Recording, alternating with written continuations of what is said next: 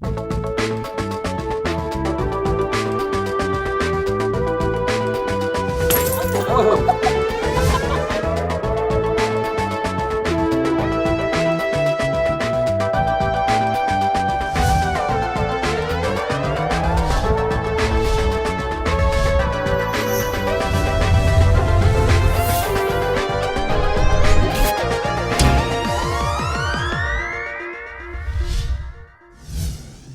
and welcome to Grown Up Guide Pub.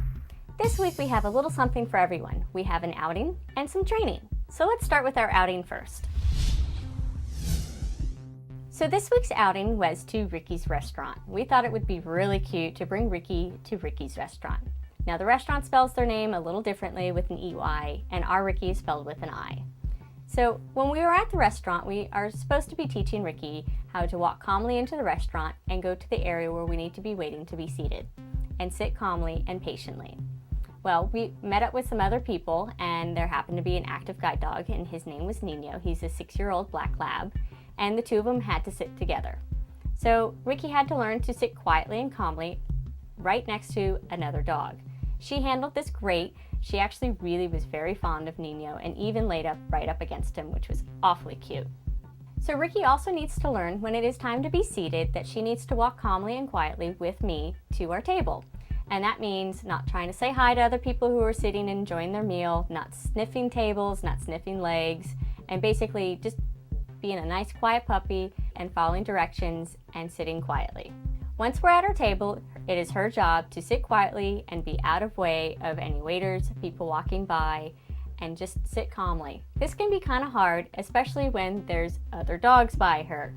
Not only did we meet up with Nino, there was another guide dog puppy in training named Silky who was sitting right across from her.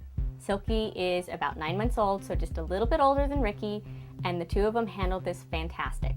Ricky was laying nice and quietly at our feet while we enjoyed our meal, and so was Silky. This was a fantastic restaurant. You never know what's on the ground, and so usually when I go to a restaurant, I like to look on the floor and see what potentially she might try to pick up, and not necessarily always move things, because she does need to learn to lay on a restaurant floor without licking the tables, licking the chairs, or even finding food to pick up. This restaurant was fantastic. It was nice and clean, and she had no problem just laying down right at our feet. So Ricky pretty much slept through the meal, and even when my husband Matt accidentally dropped a piece of steak, it landed right next to her. She didn't even notice it, not even wake up, until he decided this is a great thing to film, and he reached over and grabbed the camera, and she woke up, and him being very fast, he actually picked up the piece of food before she got it. But there was an incident where she was caught chewing on a piece of the camera equipment. It was the plug that went to the lights, and we didn't really notice. Bad razors on our part. We usually bring a toy for Ricky, but the last 8, 9, 10 times that we've been to a restaurant, she's pretty much ignored the toy and laid nice and quietly. So I really wasn't expecting her to chew on this piece of camera equipment, and she kind of surprised us. She's been a little off her game the last couple weeks. I don't know if it's just her maturing or another phase she's going through, but it would have been a little bit more helpful on my part if I had been paying attention. So if you recall, in week 7, we worked with Ricky on some of her basic obedience commands. One of them was her recall. So this week we decided to take her up to the next level now that she's older and add some distractions. So our goal with Ricky is to teach her that coming to me is the most exciting thing in the world. Nothing else matters, no bird, no sound, no smell, nothing. When I call Ricky, I want her to drop everything she's doing and turn around and come straight to me.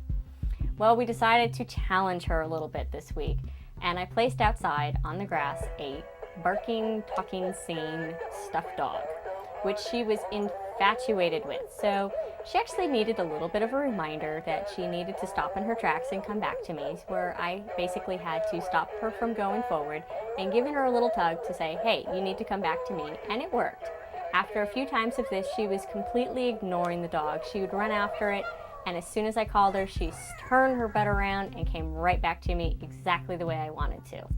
So after Ricky's training session, I decided to give her a little bit of playtime. She needed to let loose and burn off some energy, and playing with her Jolly Ball is a fantastic way to do it, and she truly was enjoying herself. So Ricky is well on her way to learning a fantastic recall. The goal is that anytime she's called, no matter what she's doing, she drops everything and comes running back to either me or whoever she's partnered up with. So we're doing a fantastic job, and I'm really proud of her.